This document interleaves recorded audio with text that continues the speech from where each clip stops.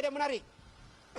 Menurut saya ini menggelitik gitu ya. Sebentar akan dijelaskan. Itu adalah berkaitan perdebatan teman-teman soal foto.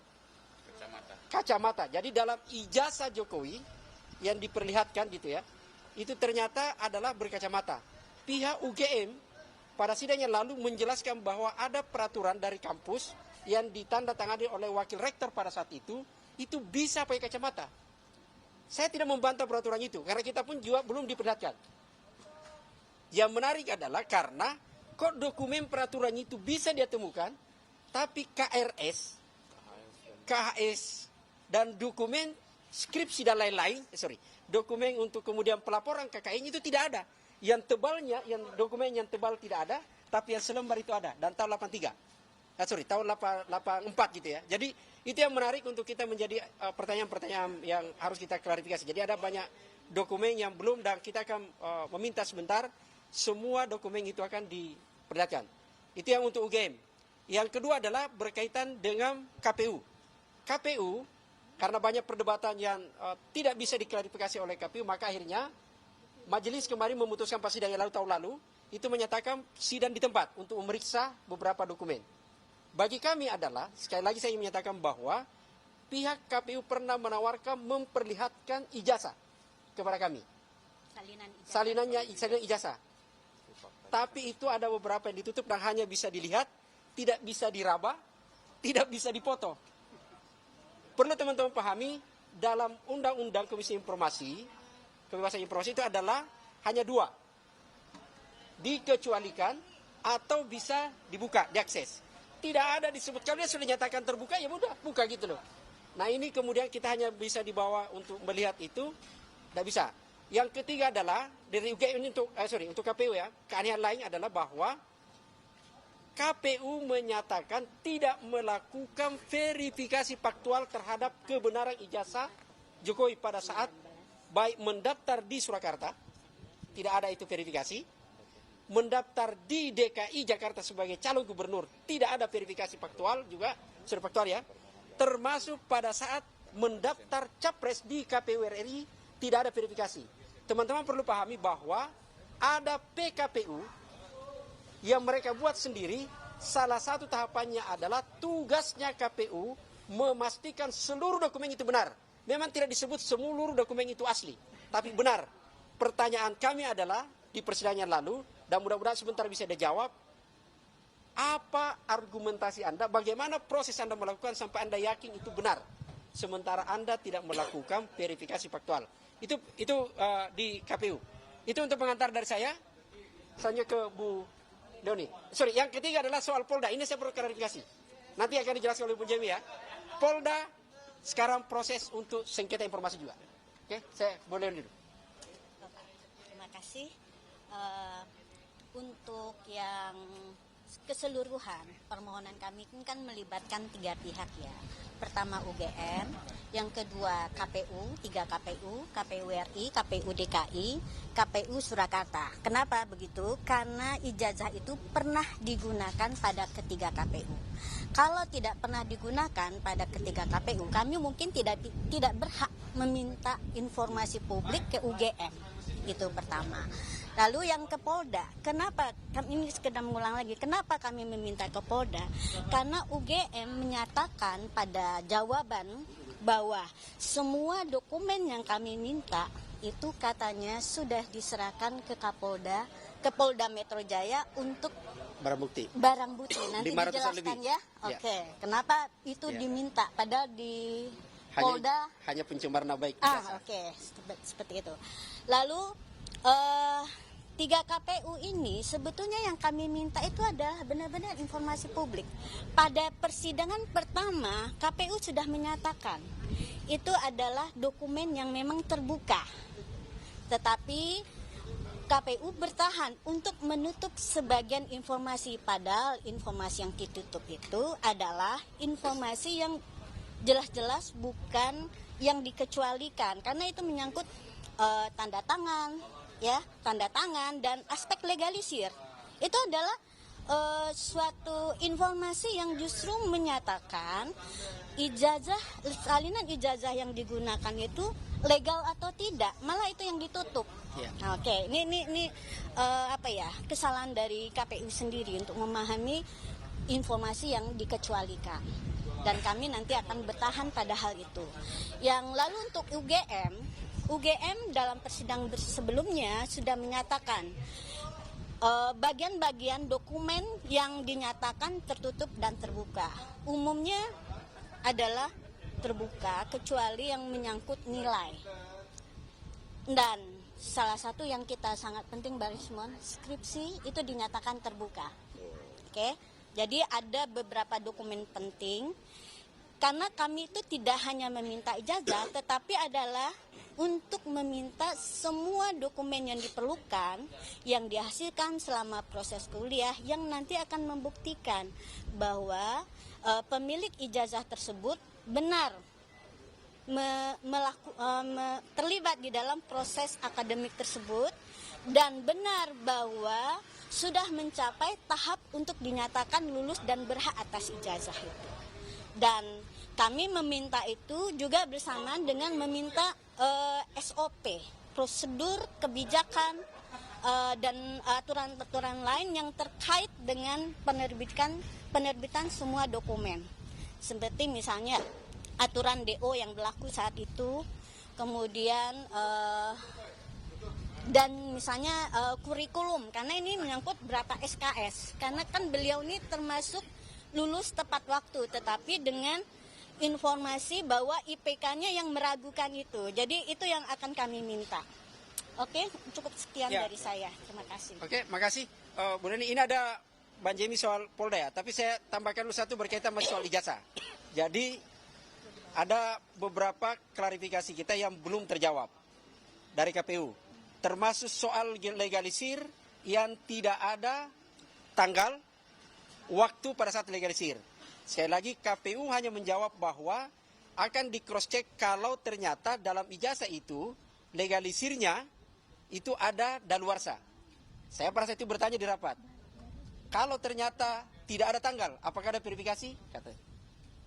Jadi ada banyak hal misteri yang harus kita bongkar. Nanti soal ijazah Bang Rismon kasih tuntas ya, jelaskan. Ada Mas Lukas, sebelum ke Mas Lukas, ke Bang Jemi dulu soal ini klarifikasi kita. Bukan klarifikasi, penjelasan gugatan kita yang ketiga ke Polda. Oke, makasih untuk saya mengklarifikasi bahwa saat ini di publik mengatakan bahwa seakan-akan permohonan kami untuk Polda sudah ditolak. Padahal kami sudah jelas memasukin kembali permohonannya. Dan itu pun kemarin waktu diputuskan salah ditolak bukan karena kesalahan kami. Karena kesalahan informasi yang ada di antara Polda dan Mabes dengan Polda itu sangat birokrasinya yang tidak jelas. Sehingga kami sudah mengajukan kembali permohonannya. Dan kami dapat informasi sampai saat ini belum ada tanggapan sama sekali. Kembali tidak ada respon lagi. Tidak ada respon. Jadi saya mau klarifikasi bahwa bukan kami ditolak, tapi kami sudah mengajukan. Tinggal menunggu sidang selanjutnya. Terima kasih. Ke Mas Lukas dulu. Oke. Ya, Mas Lukas. Abang dulu. Oke. Ya, ini saya kira satu kelanjutan ya. Kalau kita sudah sidang 3 kali sidang. 3 kali sidang itu kalau ibarat konser musik baru pembuka. Nah, kita sudah mulai sekarang per bulan Januari ini pertunjukan utama. Jadi kita hari ini akan mendiskusikan, mempersoalkan apakah sidang pengecualian itu, sidang konsekuensi yang sudah dilakukan oleh KPI itu akan kita uji di sini. Apakah UGM yang tidak mematuhi proses sidang konsekuensi yang hanya menjadi sidang konspirasi itu akan terbuka semua ini di sini nanti. Kemudian juga yang penting tadi sudah ini yang ditekankan ya, betapa tidak ada niat baik ya dari Kapolda Metro Jaya. Dulu mereka beralasan karena inkoordinasi. Surat kita terselip di antara belantara labirin birokrasi di kepolisian. Nah, sekarang akan kita buktikan, kita sudah mengajukan gugatan lagi dan belum ada respon. Nah, yang terakhir dari saya adalah sidang-sidang selanjutnya itu adalah substansi persoalan. Kita juga nanti sidang berikutnya ya akan ada kesaksian ahli. Dan disitulah diskusi tentang apakah dokumen-dokumen yang kita persoalkan itu ada atau tidak baru akan kita ketahui. Oke. ke Bandri semuanya. Saya ingin informasikan soal ahli, saksi, fakta. Ini saya masukkan saja dulu informasi pada teman-teman. Pada persidangan nanti kami akan meminta ke majelis untuk dipanggil itu Pratikno. Ini penting. Dan Jokowi. Kedua adalah Jokowi. Kenapa ini penting? Ada banyak hal yang tidak dilakukan oleh KPU untuk membuktikan ijazah itu benar asli atau benar palsu. Kan sama-sama benar. Benar aslinya atau benar palsunya. Karena tidak verifikasi, maka harus dikonfirmasi ke Jokowi apa yang terjadi pada saat verifikasi administrasi itu. Itu penting. Jadi ada dua hal. Dan yang ketiga adalah kami akan meminta juga majelis untuk menghadirkan dari partai pengusung. Pada saat dia calon di Surakarta, wali kota, calon di gubernur DKI Jakarta, dan pada saat dia capres. Minimal sekjennya. Penting ini karena mereka lah yang memegang dokumen itu, memeriksa betul. Tidak boleh mereka lepas tangan. Ini penting. Dia harus menjamin betul ini sah. Karena ini adalah publik, kepentingan publik. Tidak boleh kita menyebut nilainya ditutup hanya karena data pribadi. Penting bagi publik tahu orang yang jadi pemimpin itu adalah orang yang cerdas. Tidak boleh pemimpin itu hanya 2,0 IP-nya. Itu. 2, itu penting untuk kita tahu karena berarti banyak D. Artinya harusnya kalau dia lulus tidak bisa cuma 4 tahun gitu ya. Ya, oke. Tahun itu hanya untuk jenius. Intinya. Jadi saya Einstein. ke Pak Samsir dulu baru ke Pak Nisman. Oke. Selamat pagi. Assalamualaikum warahmatullahi wabarakatuh. Hari ini kita akan mengikuti sidang untuk KIP. Dalam arti sidang ini dilakukan setelah sebelumnya itu cukup lama ya. Kita bersidang dalam arti pada waktu itu dengan UGM maupun KPU Pusat, KPU DKI, dan KPU Surakarta. Itu kita mendapatkan semacam deadlock, dalam arti pemimpin sidang juga bingung karena beberapa kali bolak-balik pasal dalam Undang-Undang nomor 14 tahun 2008 itu pasal 17, pasal 18 itu bolak-balik aja itu aja sampai diputuskan pada waktu itu untuk melakukan pemeriksaan setempat ya. Karena uji konsekuensinya juga sudah belum ada ya. Tidak ada konsekuensinya. Tidak ada Yang konsekuensinya. konspirasi. Tidak ada konsekuensi. Mungkin konsinyasi. Oke, itu yang kita akan ikuti untuk agenda sidang pada hari ini. Mudah-mudahan kita akan mendapatkan hasil dari pemeriksaan setempat, kemudian juga hasil daripada hal-hal yang tidak kita dapatkan pada sidang sebelumnya. Hari ini saya bawakan buku juga, bukan saya. Ini adalah buku baru terbit ya, baru aja terbit, masih hangat ya buku ini sebenarnya. Dan ini banyak dicari-cari. Ya, Ternyata ini ya. Ternyata inilah bagian daripada satu lagi ya yang menjadi materi yang Bestseller nanti jadi. ini jadi bestseller saya pikir karena dibutuhkan Babak Gibran berikutnya. Endgame yang tentunya buku ini sangat ditunggu-tunggu oleh sebagian besar masyarakat kita untuk mengetahui siapa sebenarnya Gibran wakil presiden kita saat ini. Dari saya demikian. Assalamualaikum warahmatullahi wabarakatuh. Oke, kita ke Bandri semua ya, yang meneliti langsung ijazah itu. Meskipun bukan mereka ini kita ya. Dua-dua, Bang. Oh, dua-duanya. Saya Bandri semua. Iya, saya memberikan beberapa sedikit klarifikasi Bang ya, tambahan bahwa ada beberapa profesor yang sekarang aktif di UGM ya, pada tahun 80-an ya sampai tahun 86 itu ada 3 evaluasi jenjang akademik. Ya, ada 3 jenjang evaluasi akademik. Yang pertama 2 tahun pertama atau 4 semester pertama. Itu kalau IPK-nya di bawah 2 atau mepet 2 itu bukan di DO gaya UGM, tetapi diminta secara sukarela untuk mengundurkan diri. Ya. Jenjang yang kedua, evaluasi kedua adalah sarjana muda, berarti 6 semester pertama. Nah, kalau di situ IPK-nya juga mepet-mepet 2, maka tidak boleh melanjutkan ke jenjang sarjana penuh. Dan diminta gaya UGM untuk stop di sarjana muda saja. Baru ketika IPK-nya tinggi ya, cukup tinggi, mungkin di atas 2,5 ya, maka dia bisa melanjutkan ke sarjana penuh. Jadi ada 3 evaluasi akademik, 3 jenjang evaluasi akademik pada saat itu berlaku. Pada saat itu bisa orang berhenti di 4 semester pertama atau hanya sampai sarjana muda, meskipun dia terdaftar sarjana gitu, Pak. Yang kedua, ya, di sidang KIP tanggal 18 November 2025, pihak termohon di sini itu pihak Polda Metro Jaya kan ditanyakan oleh hakim. Barang bukti yang disita apa?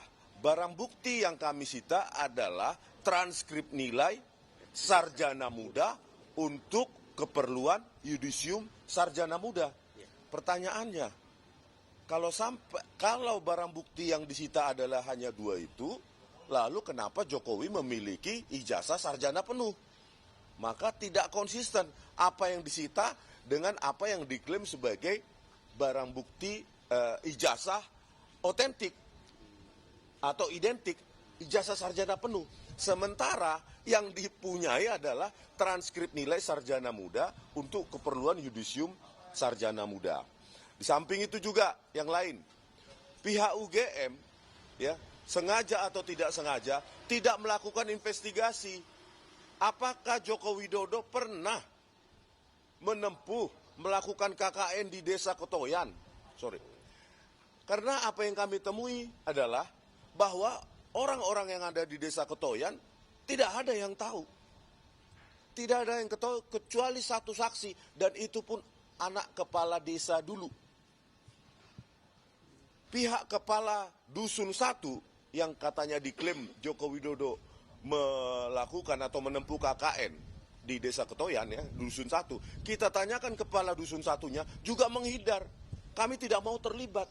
Bayangkan seharusnya ya kalau ada seseorang, apalagi presiden, menempuh KKN di situ, bukan hanya bangga, mungkin dibuat prasasti di sana. Saya saja ya seorang rakyat jelata, warga biasa, baru-baru ini saya ke Desa Kepil, Kabupaten Wonosobo, tempat saya KKN, dan banyak orang kenal. Mereka mengenal saya dan memori-memori apa yang saya lakukan di sana, dan tidak ada rasa takut kalau benar-benar kita menuntaskan KKN di tempat kita. Oleh karena itu, sebenarnya UGM sendiri yang harus memverifikasi benar tidaknya Joko Widodo menempuh KKN di Desa Kotoyan tersebut. Belum lagi tentang transkrip nilai yang ditunjukkan oleh Dirtipidum pada saat konferensi pers, ya, Brigjen Juandani tanggal 22 Mei 2025, ditampilkan di situ transkrip nilai tanpa otoritas dekanat sama sekali. Tidak ada nama dekan, tidak ada nomor induk pegawainya, tidak ada tanda tangan basah, tidak ada stempel. Di sini harusnya dikupas semua itu, Bang, di sidang KIP ini. Nanti kita akan saksikan ya. Selanjutnya untuk sesi kedua, saya akan menjadi saksi sebagai penulis. Ya, ini buku Gibran Endgame. Saya sebagai penulis akan memberikan kesaksian terkait dengan analisa anatomi kurikulum, silabus maupun capaian pembelajaran tentang apa yang ditempuh Gibran. Ya, kajian akademik plus wawancara dengan Dr. Eko Susanto selaku sekretaris Ditjendikdasmen yang menyatakan bahwa setelah Gibran menempuh secondary 3 dan secondary 4 di Orchid Park Secondary School, yang saya tanyakan ekivalen ke pendidikan Indonesia adalah kelas 10 atau kelas 1 SMA. Dia melanjutkan, melompat ke UTS Insearch, menempuh diploma, dan itulah yang disebut disetarakan dengan ijazah SMK Peminatan Akuntansi dan Keuangan. Dan itu saya bantah di sini melalui kajian kurikulum, silabus maupun capaian pembelajaran. Gitu.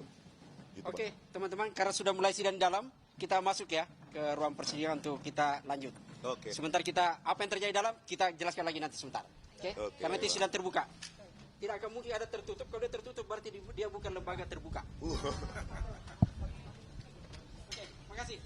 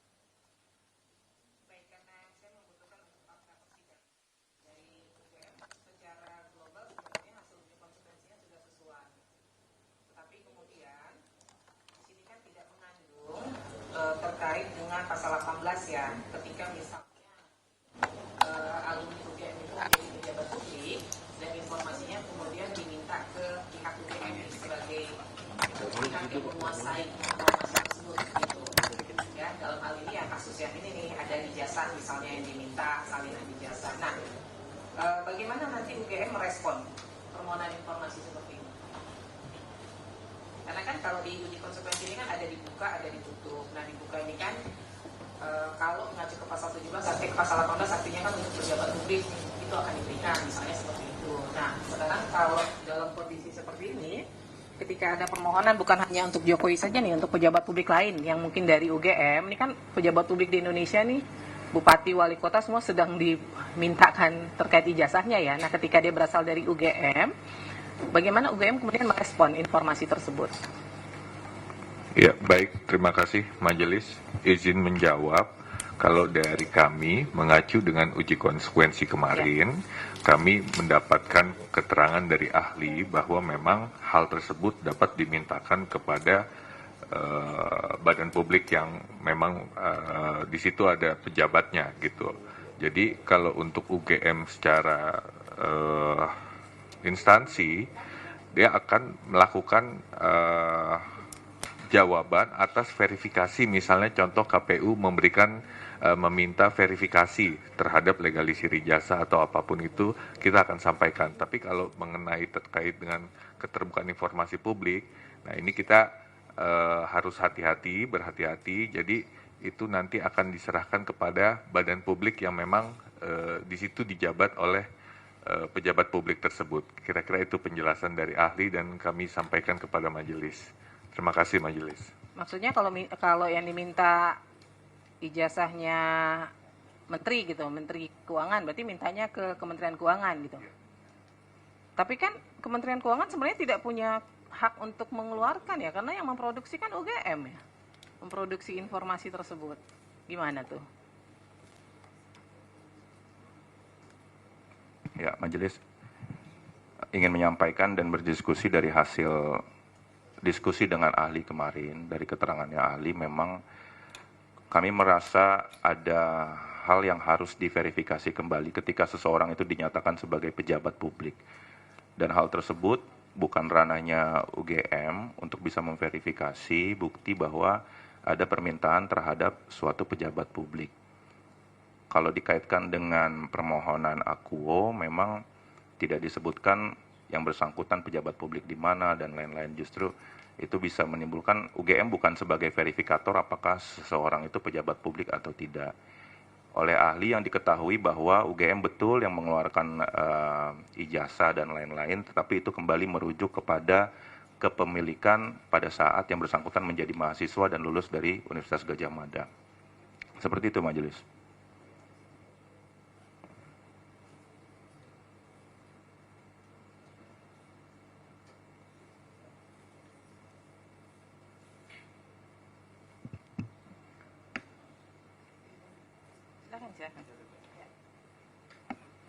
Ini mungkin mengambil arti dari statement, jadi seandainya pejabat publik di badan publik A, kalau dimintakan ijazah, maka masyarakat minta ke badan publik A, gitu maksudnya, gitu ya, clear ya, ya kan? Betul. Artinya kalau untuk UGM dalam arti ini tidak membedakan kalau itu pejabat publik atau tidak, karena pada saat itu beliau adalah siapapun itu masih dalam status mahasiswa. Kemudian kedua, kalaupun dimintakan verifikasinya dalam arti badan publik yang akan memperkerjakan alumninya untuk menjadi pejabat publik, begitu ya? Betul.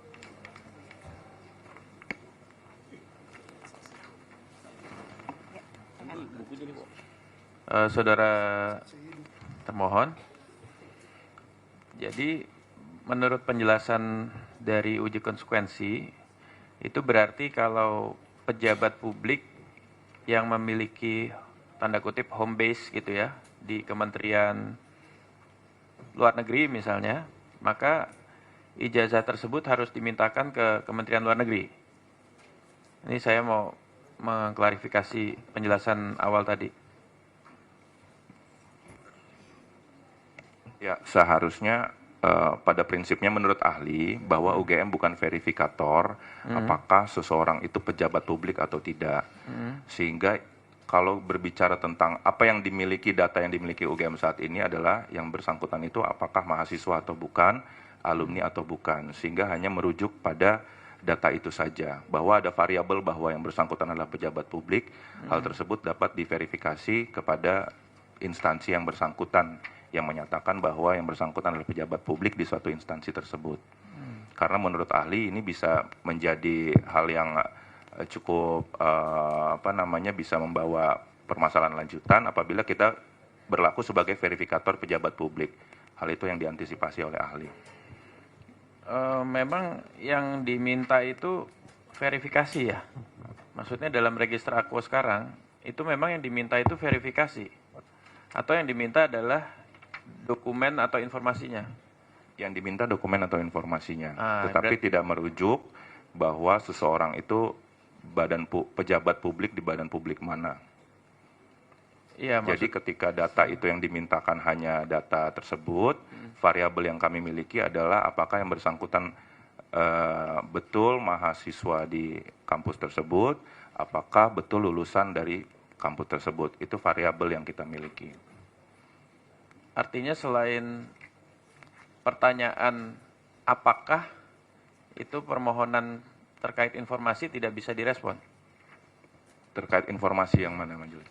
Enggak, saya sebenarnya mempertanyakan kenapa ada istilah hak verifikasi yang perlu didalami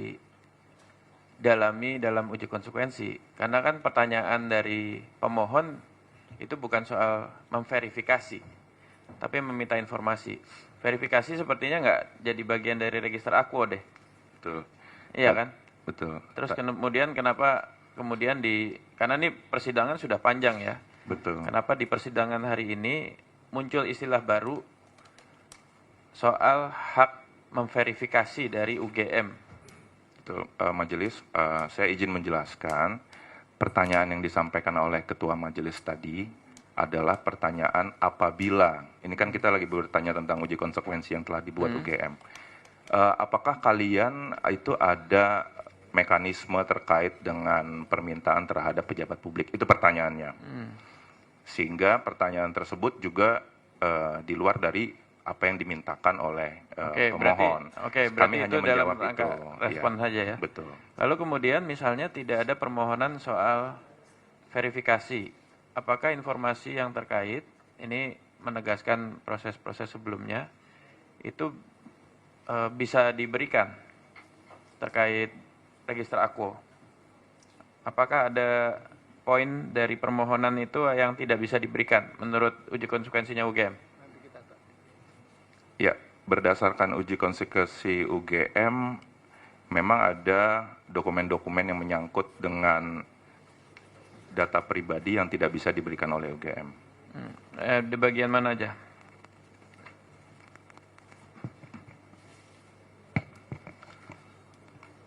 Untuk bagian dokumen-dokumen yang tidak bisa disampaikan oleh UGM karena menyangkut dengan data pribadi sebagaimana diatur di Undang-Undang Perlindungan Data Pribadi, salinan ijazah asli, transkrip nilai, kartu rencana studi, laporan kuliah kerja nyata, laporan tugas akhir, surat tugas pembimbing, SK yudisium, dan juga bukti pendaftaran yudisium dan buku wisuda. Itu hasil dari uji konsekuensi juga dengan para ahli yang dari eksternal, kayak gitu. Jadi seluruhnya tidak bisa diberikan? Atau ada yang bisa diberikan? Yang menyangkut data pribadi tidak bisa diberikan. Namun sekali lagi kami sampaikan seperti yang di persidangan sebelumnya, kami UGM tidak pernah menutup-nutupi gitu, tapi apabila ada produk hukum yang memang memperbolehkan dan itu ada pengecualian dari Undang-Undang PDP, kami akan siap untuk membuka. Ya, artinya dari uji konsekuensi berdasarkan masukan ahli baik dari UGM ataupun eksternal, apakah ada informasi yang dimohonkan oleh pemohon itu yang bisa diberikan? Ada. Yang mana saja? Terkait dengan SOP-SOP yang memang dibuat langsung oleh UGM tanpa ada pihak lain ataupun data pribadi dari mahasiswa ataupun alumni. Berarti yang bisa diberikan berdasarkan uji konsekuensi hanya SOP. Betul, Majelis. Dan terkait ijazah asli, salinan ijazah asli, transkrip nilai, KRS, KHS, laporan KKN, laporan tugas akhir dan skripsi, surat tugas pembimbing dan berita acara, SK yudisium menurut UGM tidak bisa diberikan. Mengacu dengan uji konsekuensi hanya SOP dan juga skripsi. Skripsi yang bisa disampaikan,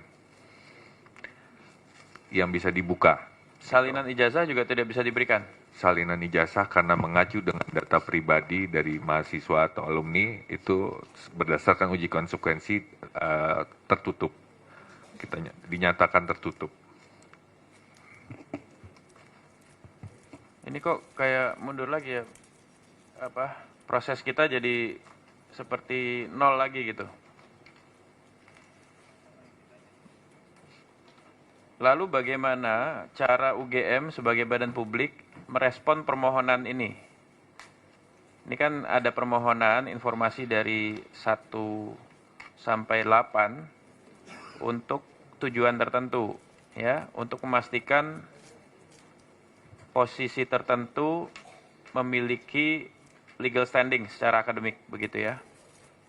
Cara meresponnya seperti apa untuk memenuhi tujuan tersebut? Apa dengan keterangan ya betul bahwa yang bersangkutan itu adalah pemilik ijazah dari kampus UGM, ya betul bahwa kita memiliki salinan ijazahnya, ya betul kami memiliki transkrip nilai dan seterusnya tanpa memberikan informasinya. Saya mau mengklarifikasi aja, cara merespon tujuannya gimana? Terima kasih pertanyaannya Majelis. Kalau mengacu pada permohonan yang diajukan, itu adalah spesifik permintaan dokumen. Jadi kalau saya baca dalam dokumen-dokumennya adalah permintaan ijazah asli, kemudian salinan ijazah asli, transkrip nilai, dan lain-lain. Jadi bukan semacam pertanyaan untuk dijawab apa benar atau tidak. Tetapi yang dimintakan adalah dokumen. Sehingga saya membaca apa yang disampaikan oleh PPID dengan salinan jawaban dan lain-lain, dengan perkembangan di persidangan ini, dengan adanya uji konsekuensi juga, arahan dari majelis agar lebih terbuka dengan umum, kita hadirkan ahli dari luar dan lain-lain, akhirnya kami semakin mantap bahwa kalau yang dimintakan adalah sesuai dengan dokumen ini, maka ada uji konsekuensi yang menyatakan bahwa itu adalah dokumen tertutup. Namun kami menjadi lebih terbuka dan lebih terinformasi bahwa SOP-SOP, kemudian dengan ijazah skripsi yang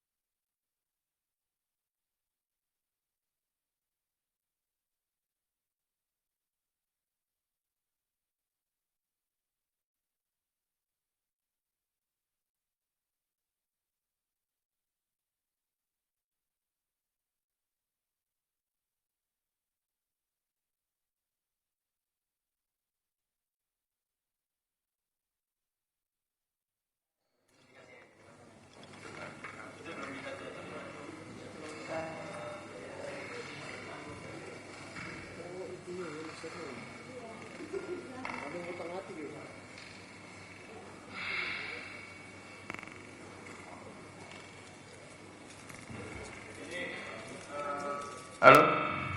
Terima kasih. Pihak termohon, mohon maaf, ada nggak yang baru datang hari ini sidang di antara yang hadir? Ya, ini betul-betul setback ya. Setback itu betul-betul riset dari nol, gitu.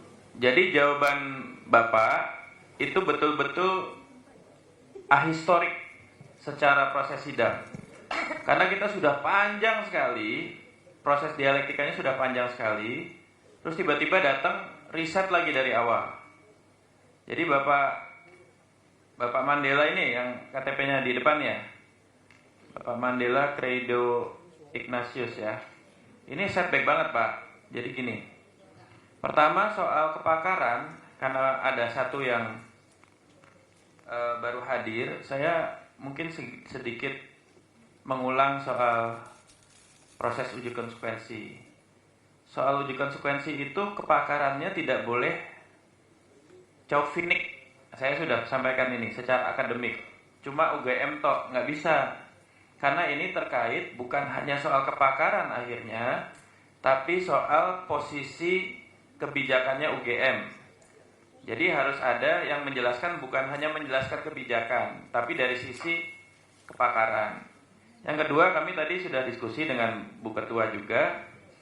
Kalau dilihat, sebenarnya tidak ada juga dalam proses uji konsekuensi terbaru pakar di luar UGM. Begitu. Ada dari Fakultas Kehutanan, ada dari pakar hukum. Dan Ibu Bapak sekalian, mungkin yang hadir di sini, soal keterbukaan informasi publik itu rumpun keilmuan dan kompetensinya itu lebih muda dari usia lembaganya. Berbeda dengan hukum. Hukum itu usia pakar dan rumpun keilmuannya lebih tua dari usia lembaganya hadir. Misalnya lembaga-lembaga hukum hadir di negara bangsa, itu pasti usianya lebih muda daripada usia rumpun keilmuannya. Keterbukaan informasi publik itulah lembaganya lahir, karena setiap negara bangsa itu lembaganya, mazhab keterbukaan informasi publiknya juga beda-beda berdasarkan undang-undangnya, berita acaranya juga berbeda. Yang kita tidak temukan adalah pakar keterbukaan informasi publik. Ini nggak ada masalah ketika tidak ada bahasan yang equivokal. Ya, kalau bahasannya umum-umum tok nggak ada masalah. Tapi ini tema yang equivokal yang sangat tinggi, sensitivitas pro kontranya, butuh ada pakar keterbukaan informasi publik. Itu aja. Jadi maksudnya kalau misalnya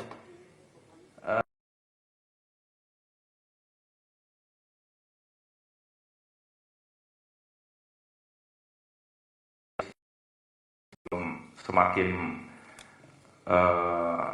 arahnya berbeda, ya kami sudah sampaikan uji konsekuensi kami di halaman 24, boleh dibaca dulu majelis. ya, Boleh dibaca dulu, dibuka halaman 24. halaman 24 ya. Bahwa kami sudah mengajukan uji konsekuensi bersama dengan ahli-ahli sebagaimana yang majelis telah sampaikan. Terkait dengan permintaan majelis itu menjadi concern ini. Profesor Dr. Mahi Hikmat, beliau adalah guru besar komunikasi politik di. Ya, makanya saya bilang, nih ya, saya ngerti. Tapi yang majelis sampaikan tadi bahwa kita tidak mengundang ahli dari luar, itu sudah terbantahkan dengan yang ada di halaman 24. Kami menyampaikan bahwa di situ ada komunikasi politik, ada pakar hukum perlindungan data pribadi Wahyudi Jafar, ya. Salah satu yang juga menyusun perki juga, salah satu juga yang membuat rancangan dari undang-undang informasi publik. Kemudian ada Bapak Darmanto, adalah pakar bidang informasi publik. Saya pikir ini sudah memenuhi. Saya mau tanya, ini Darmanto SPD, pakar informasi publik ini, saya melihat di latarnya dia, saya tidak melihat dia pakar informasi publik ya, yang dari BRIN. Dia sebelumnya Bappenas, kemudian di BRIN dia riset kebijakan. saya tadi memang sudah baca nih nomor 24 nih. Ya, tapi majelis tadi menyampaikan bahwa tidak ada. Anggota majelis menyampaikan bahwa tidak ada. Saya akan sampaikan usia soal keterbukaan informasi dari lembaganya. Dan kami tahu siapa saja pakar keterbukaan informasi publik. Jadi kalau saudara bilang di sini ada guru besar komunikasi politik, betul, komunikasi politik bukan keterbukaan informasi publik. Tadi Ibu Ketua juga menyambung sedikit bidang informasi publik. Kita juga tahu mana pakar mana bukan. Jadi kita betul-betul ingin melihat sebenarnya aspek keterbukaan informasi publiknya sehingga dia balance dengan perlindungan data pribadi sehingga tidak setback. Ini panjang sekali prosesnya. Saudara baru hadir di sini dan ini jadi riset. Ada beberapa logika yang mungkin secara histori juga saudara tidak ikuti gitu. Majelis, saya sudah ada di kuasa dari sebelumnya dan persidangan sebelumnya saya sudah mengikuti bahwa yang hadir di sini adalah tim kami. Kalau itu dari segi logika kuasa dan undang-undang juga sudah diperbolehkan, artinya tidak ada setback ke belakang. Saya mengikuti setiap kata per kata yang majelis juga sampaikan dalam berarti persidangan yang sebelumnya. setback bukan historinya, yang setback itu argumennya. Ya, itu apa yang bisa majelis sampaikan. Tetapi yang dimintakan adalah uji konsekuensi dengan ahli di luar dari kepakaran UGM sudah kami terapkan. Sehingga menurut dengan undang-undang dan aturan kami telah comply. Adalah apa pertimbangan majelis terhadap uji konsekuensi tersebut kami serahkan kembali kepada majelis. Kami hanya minta hukum acara ditegakkan di sini. Kami sudah sampaikan inilah draft, uji konsekuensi sehingga nanti bisa diperhatikan seperti apa. Tetapi saya rasa ranah permohonan ini bukan ranahnya untuk membolak-balik uji konsekuensi dari UGM punya. Karena di dalam aturan juga uji konsekuensi itulah adalah hak kita. Apapun yang ada di dalamnya, kepakaran siapapun yang ada di dalamnya, itu adalah pertimbangan dari UGM. Ya, jadi gini, uji konsekuensi itu kan munculnya dari majelis, permintaannya. Kenapa ada permintaan uji konsekuensi ulang waktu itu? Karena ada fakta persidangan, ada dialektika yang ada di fakta persidangan. Kalau tidak menjadi pertimbangan apa yang jadi fakta persidangan dialektikanya, untuk apa ada uji konsekuensi ulang? Gitu loh. Jadi uji konsekuensi ulang itu bukan tanpa preteks sebelumnya. Dia ada dialektika sebelumnya. Dan itu sudah ada proses terbuka dan tertutupnya. Saya rasa kita pernah ada proses tertutupnya ya. Kita udah ada diskusinya nih. Jadi ini soal bahasa mudahnya, lalu untuk apa sebelum-sebelumnya kita berdialektika? Bahkan kita menghormati, majelis itu menghormati karena ada dialektika tertutupnya. Ada hal-hal yang kita hormati marwahnya ya.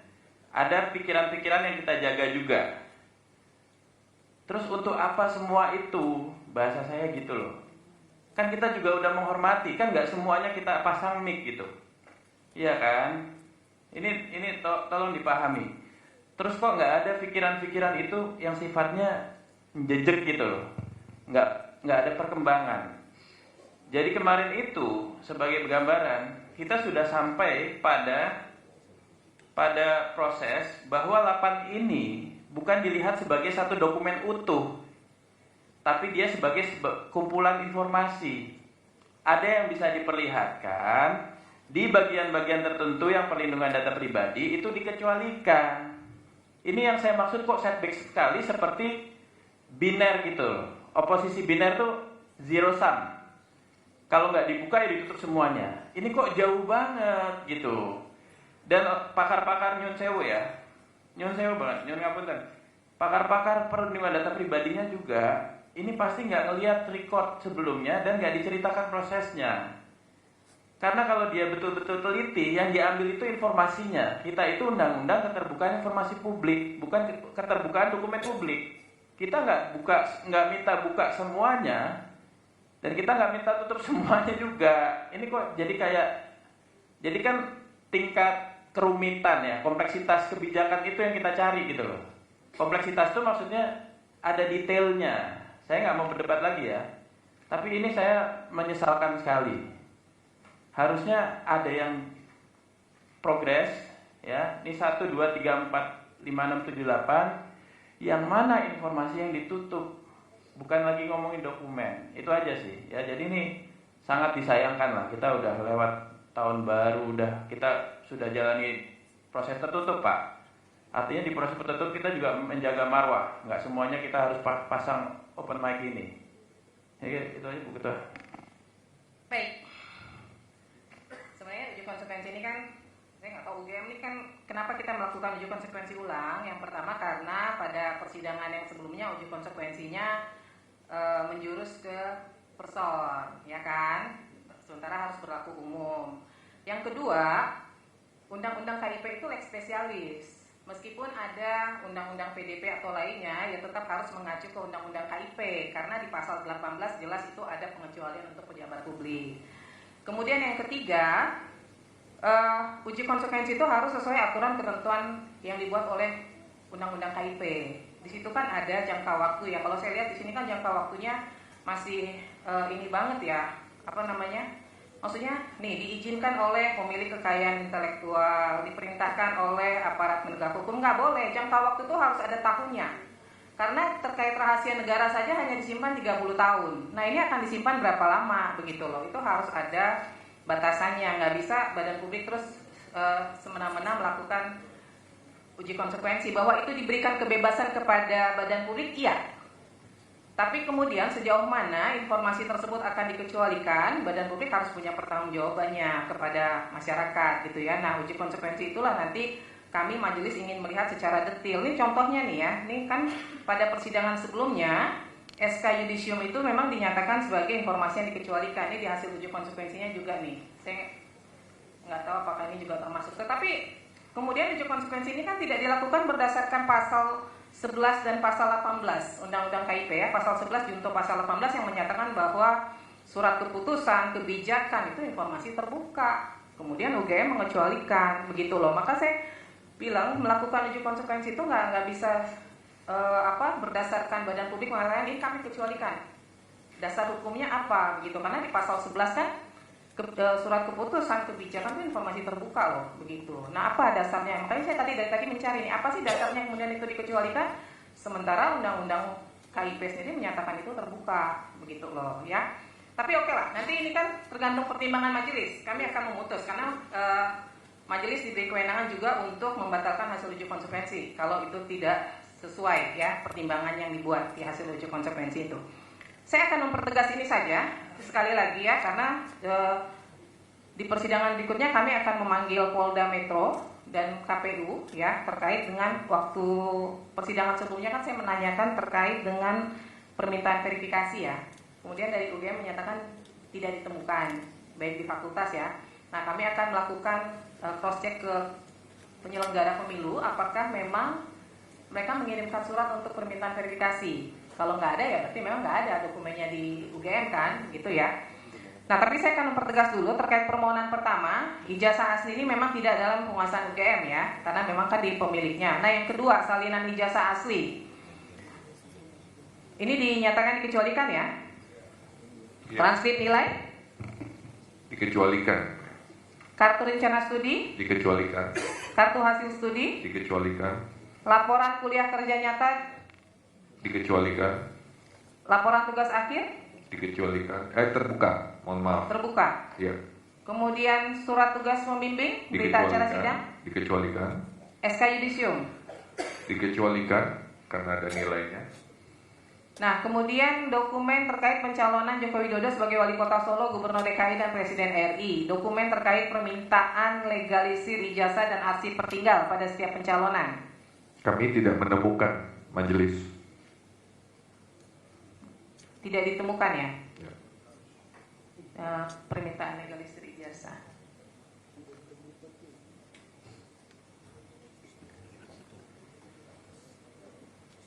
Ini kan berarti pihak Jokowi ya yang harusnya mengajukan ya. Nah kalau sistemnya di UGM itu ketika ada orang minta legalisir ijazah memang harus pakai surat atau gimana prosedurnya? Saat itu mungkin dari pihak kehutanannya sendiri akan menjawab, silakan Pak.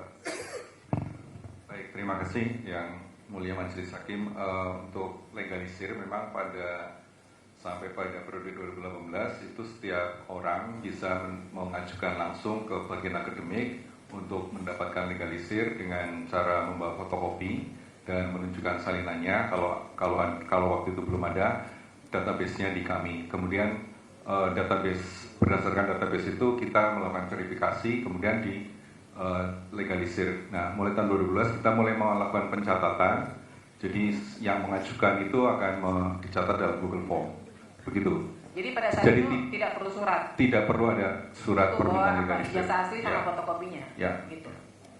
Kemudian dokumen terkait permintaan verifikasi ini nanti akan kita klarifikasi ya ke KPU RI. Kemudian prosedur dan kebijakan resmi UGM tentang kurikulum yang berlaku, SOP ini waktu itu dalam bentuk apa ya adanya? Buku petunjuk majelis. Terbuka semua ya? Terbuka semua majelis.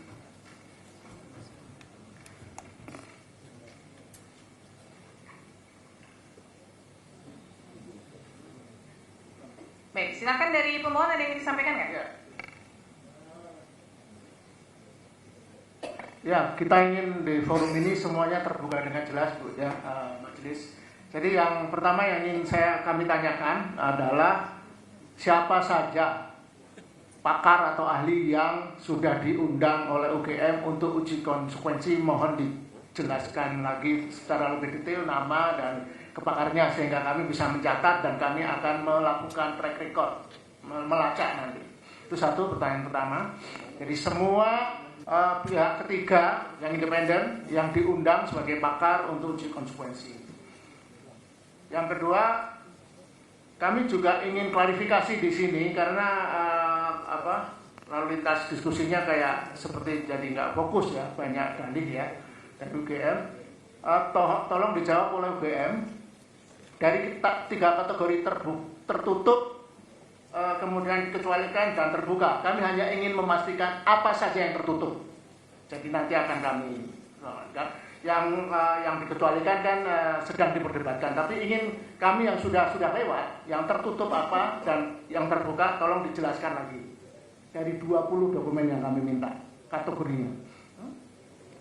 Dan yang terakhir, saya sangat setuju dengan penjelasan dari majelis komisioner bahwa sidang ini sangat setback ya, back to square one, kembali ke zero. Karena ada juru bicara baru yang sebelumnya tidak hadir ya dalam 3 sidang sebelumnya. Dan yang agak sangat mengecewakan adalah apakah UGM ini ingin membantu, kan forum ini ingin membantu publik sebenarnya untuk membuka. Kita bukan sedang pro kontra sebenarnya, asli atau palsu dan sebagainya. Tapi kita ingin menguji di sini. Jadi mestinya tidak ada niatan-niatan untuk berdalih. Ya. Jadi kami melihat ada semacam dalih ya dari UGM misalnya tadi bahwa UGM memastikan bahwa ijazah itu tertutup ya. Kemudian tadi ada perdebatan. Jadi kalau UGM hanya memberikan kepada badan publik, tadi dijelaskan oleh UGM. Apakah begitu?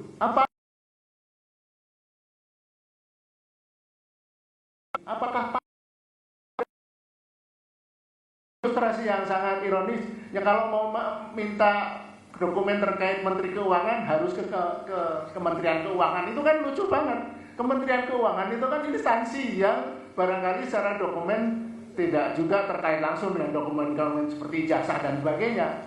Nah, UGM sebagai pihak yang memiliki dokumen dan informasi seharusnya tidak berdalih, tidak menyerahkan pada pihak-pihak yang tidak terlalu relevan menurut saya. Kalau memang niatannya ingin membuka informasi, kalau tidak ada khawatiran seperti yang di masyarakat sekarang beredar seolah-olah ada sesuatu yang disembunyikan. Itu itikat itu.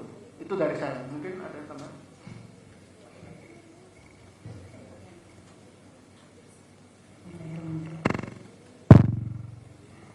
Terima kasih.